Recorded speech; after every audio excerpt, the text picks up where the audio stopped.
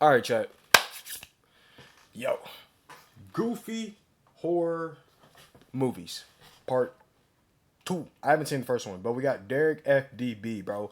This nigga's videos have been hilarious. Him, Blank Boy, just, bro, these commentary videos have been killing me.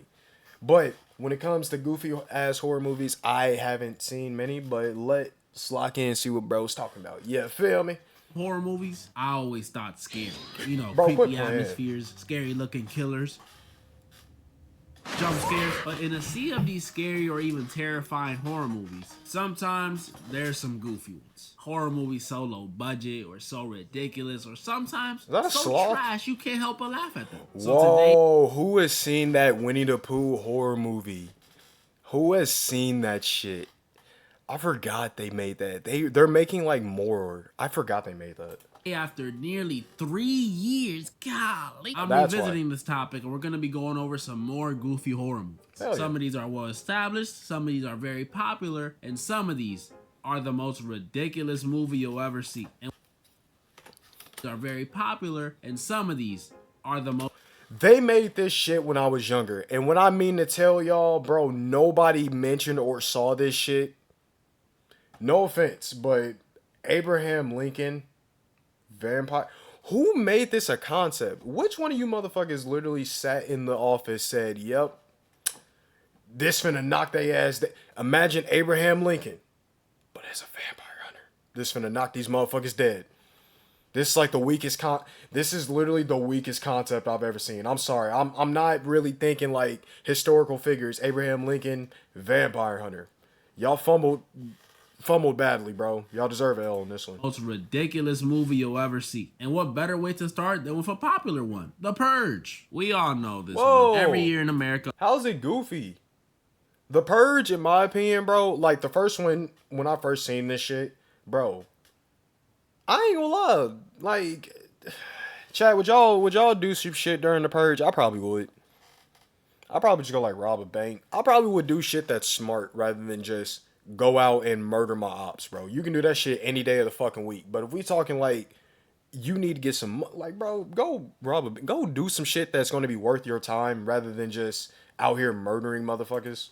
All crimes become legal, rich people are GTA. protected, poor people die, economy and crime rates thrive, yada, yada, yada, people kill each other. Now, Basically. it's a good move. There were some goofy decisions made, like the daughter running off on her own when someone's in the house, or the son, you know, letting in a complete stranger on a night where people are allowed to kill each other. Oh, Yo, I remember this shit. I wanted to smack fire from this little nigga. Why would you let a complete stranger, and like you see what's going on and you let this random, I would have told this nigga, hey man, kick some rocks. I ain't gonna lie to you. Bro, how do I not know you finna drag me out here and fuck me up? And I'm a kid. I really don't know that one. You feel me?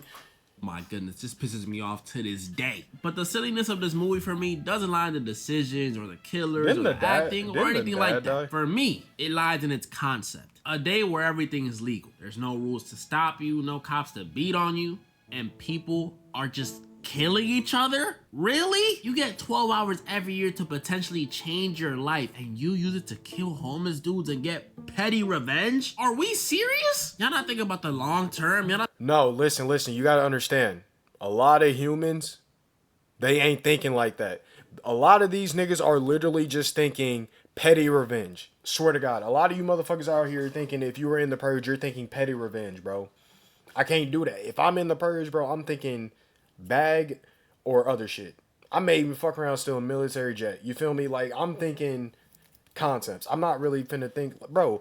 When I mean to tell you, in GTA, you can literally go around any day of the week and just get you out of here. People do that shit every day, bro. not thinking about the money? Go sell crack. Maybe I just don't understand the violent nature of humans. But I don't think that many people are itching to be the next Joe Goldberg. I'm sorry. That ending was booty, by the way. I might make a video on it. But it ain't just the people only killing each other thing that I find goofy. There's also the unemployment and crime rate thing. The movie claims that the annual purge lowers unemployment and crime rates. And quite frankly, I don't believe that. That's under the assumption that people don't work jobs because of competition. When in reality, people don't be unemployed because of competition. People be unemployed because these jobs are too dang bougie. We all know it's true. Ooh. I've had days where I submitted not. It's half and half. Some niggas are just lazy. A lot of these jobs are bullshitting. Even joking, over 80 Indeed applications just for the first word in the email they sent me back to say, unfortunately. And that's just their approval rates. That ain't even talk about their qualifications. I've seen jobs with requirements like 5 years experience, bachelor's degree, able to lift 50 pounds, fluent in Spanish, German, and Russian, and the job title? McDonald's manager, $12.50 an hour. So no, I don't think people purging each other would affect people's ability to get jobs. Then there's the whole crime rate drop thing. No. Just no. If some random purger killed one of my loved ones at 6:59 a.m., you think just because the clock hits 7 a.m. and purge time is over, I'ma be like, you got me this year, buddy. That was my favorite odds. I'll get you next year, though. No, I am grabbing the 12 gauge and popping, dude. And I'm sure if the purge was real, I wouldn't be the only one thinking this way. Ask yourself right now, you watching this, if someone slapped your grandma and they're right in front of you, are you really willing to wait till next year to get revenge? So no, it's also... I thought that was me. He paused it. Hold on, wait. Really willing to wait till next year to get revenge? Now listen, y'all. If someone slapped your grandma, but listen, say Aaron the plumber did that shit. Are you really finna sit up here and tell me if Aaron the plumber, he obviously wouldn't do this shit, but if that nigga smacked your grandma right as smooth, clean across her face, you finna go toe to toe with that nigga Aaron the plumber? Hell nah, bro. I promise you this 40 gonna be stronger, bro, because I am a 5'10" male. I am like 100 and some pounds. And if a nigga were to do some shit like that, oh yeah, bro, this 40 gonna have to be non-bullshitting, y'all. So no, it's also not fixing crime rates. But that's The Purge, which is pretty normal compared to other movies I want to talk about, like The Evil Bong. A movie about a bunch of stoners that come across this evil bong that when they smoke it, it transports them to Bong Road, an evil dimension full of killer strippers. How is that? This movie has 9 sequels, by the way.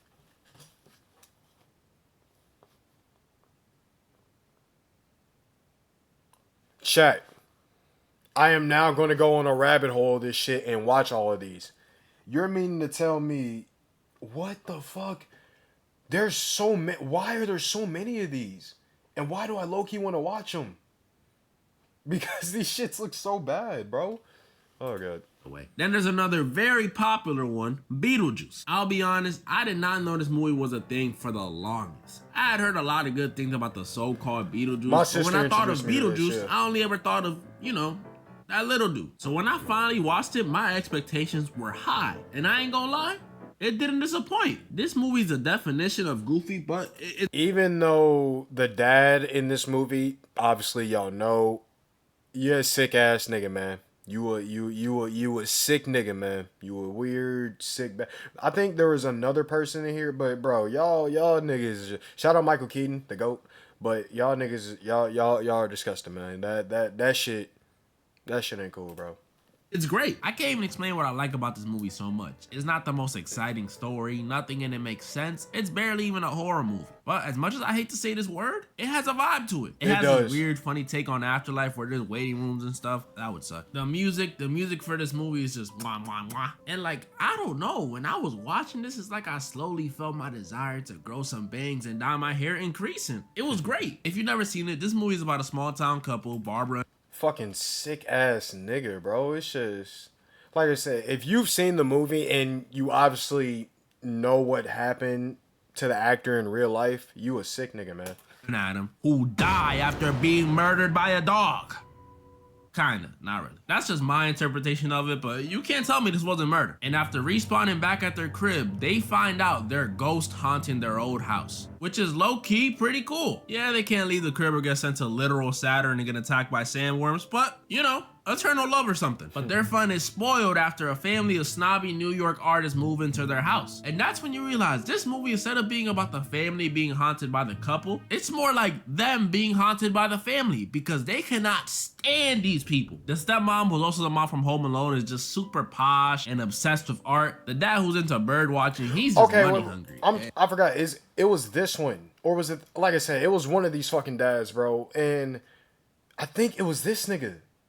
My bad to the other one. I forgot which actor it was, bro, but y'all know what I'm talking about. Sick ass niggas. The dude who plays him in real life is into some Okay, it was him. Yep. Okay, to the other dude that I just completely ripped on, bro. My bad. My bad. But yes, this sick ass nigga. He wasn't in the second one because, yeah, I thought, like I said, I thought it was him right here. Shout out to bro right here. I didn't. It wasn't him. Yeah, I knew it was. I knew it was a dad in this movie. I knew it was one of these fucks. And obsessed with some disgusting stuff. And then the daughter, well, she's the only cool one. She can actually see the ghost couple, and best of all, she embodies the vibe this movie gives me. Just super goth, man. It's cool, but the couple was annoyed by this family so much, besides Lydia, they did everything in their power to scare them away. Ripped their own faces off, fake murder scenes, nothing worked. They even possessed them and made them throw it back. Might be my favorite scene. What? It's funny. But even hey, nigga, that's a good scene. It actually made things worse because these dudes decided it'd be a smart idea to make the ghost a tourist attraction, like a business. And I don't know about y'all, but I'm definitely going to that. Did you see how they was throwing it? With no other options left, like something straight out of The Exorcist, they looked to hire a specialist. But this wasn't just any specialist. This was Beetlejuice, not the little one. This dude is a moldy skin, green-haired having, perverted being, and I mean very perverted, animated, very perverted demon.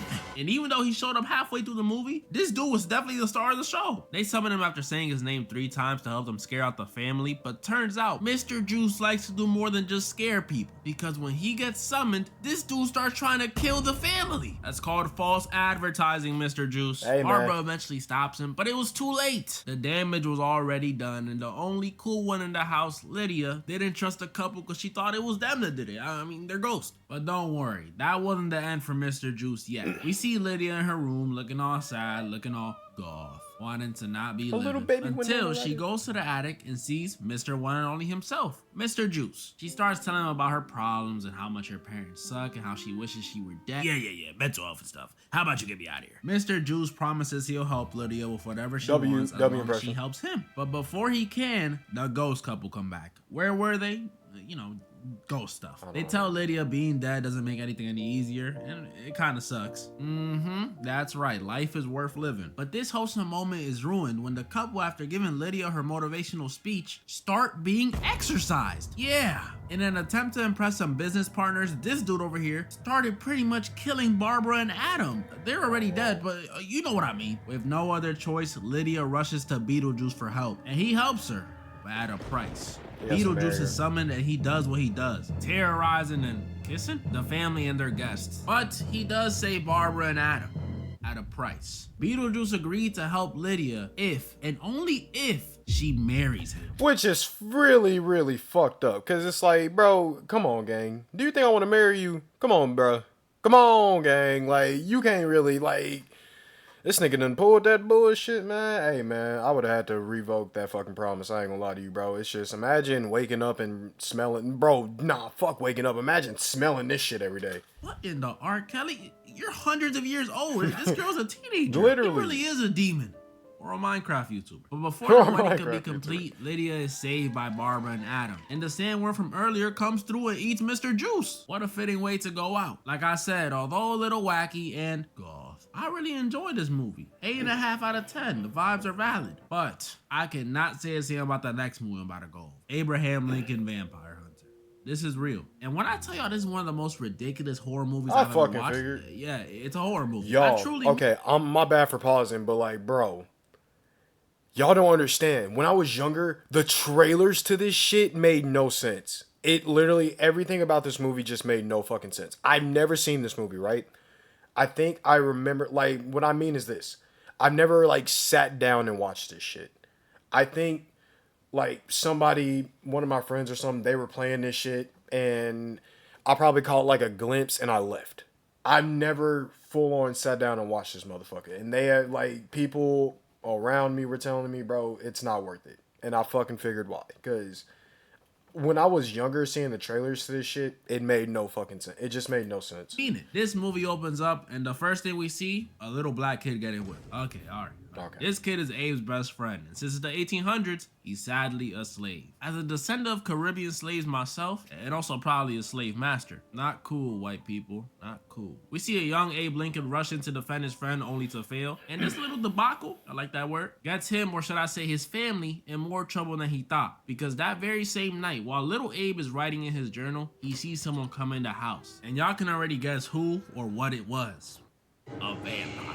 Which off the rip is how you know this didn't happen. Vampires are supposed to be welcome into your house. They can't just walk in like they own the place. This vampire, who was the same dude from earlier, was what started it all for Abe. Because after killing Abe's mama, R.I.P., Abe vows to get revenge on him. And this desire for justice is what starts Abe's vampire hunter journey. We see him get recruited. He gets a training arc where he can somehow chop down a whole tree in one swing.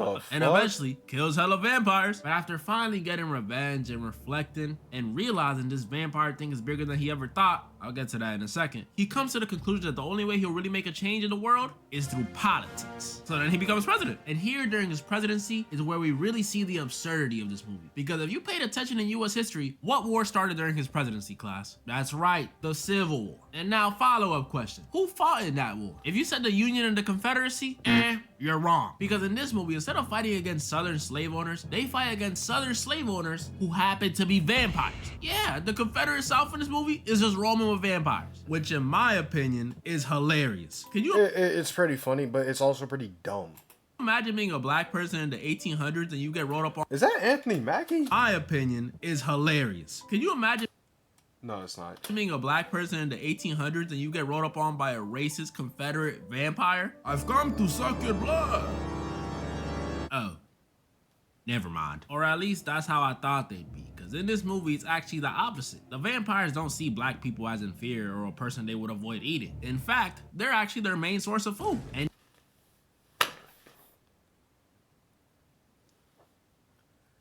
racist, man, you backwards ass fucking movie. It's like, so we're just still a target to these niggas no matter what we do. Man, fuck y'all. They use slavery to cover it all up. So at least they ain't racist. The war goes the same as it did in real life. Abe frees the slaves in the South. He ain't free them all, just the ones in the South. And then they use spoons and forks and other silverware to win the war.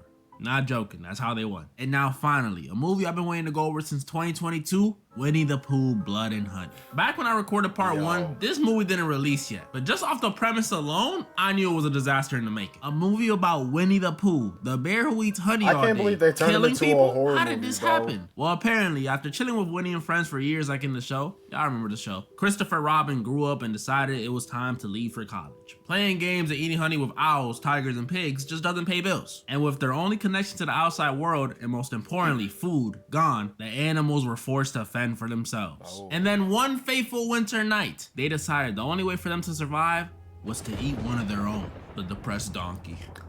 Eeyore. Doing this made them go deeper into their animal roots, never speaking again. And even scarier, it made them hate humans. And so now Winnie the Pooh kills people. This movie is so unserious. We're literally watching Winnie the freaking Pooh and Piglet kill a bunch of girls staying at a cabin just because they can. And it really is. And you know what's the craziest shit? It's just a bunch of fucking middle-aged men in this stupid ass mask. Bro, this shit looks like something from GTA, bro. Y'all ever play Slasher? I swear to God, this looks exactly like it, bro. This is the two of them, because this movie couldn't afford to add any of the other animals. Damn. There's no Tigger, there's no Owl, there's not even the rabbit. And the second one added them. It'd be one thing if that was the only thing wrong with this movie. But no, the lighting is booty. Winnie the Pooh has super strength for some reason, able to chop off people's hands with one fell swoop. Like, what the? Some of the characters make the most ridiculous decisions. Like, why are you still in the hot tub? You just saw him on your phone. And for crying out loud, they're wearing rubber masks. It's not even subtle. You can clearly see it. You can clearly, look. This movie is something. It pretty much ends with Piglet dying and Winnie killing everyone except Christopher Robin, who he lets run away, because he still had love for him. But it doesn't end there completely, because apparently since recording part 1, they've dropped a sequel to this movie, Blood and Honey 2, which I heard was actually better. And this year, 2025, they're supposed to be dropping a Poohniverse movie and a Bambi one? Bambi? Now listen. I gotta see that. Yeah, I'm about to say, I ain't gonna lie, I am gonna see the Bambi one. The Bambi one low-key looks tough. I am gonna see that, because listen, bro, Bambi is one of my favorites when I was younger, Brian. Yeah, obviously you know, but like I gotta see it. What the fuck is this concept?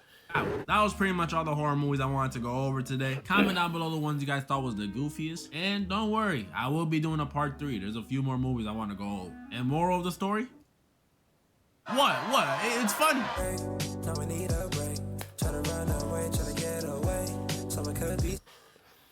Hey, yo. Alright, bro. I love that shit. But chat, let me know what goofy ass horror movie y'all have seen or which one. Like, what do y'all like?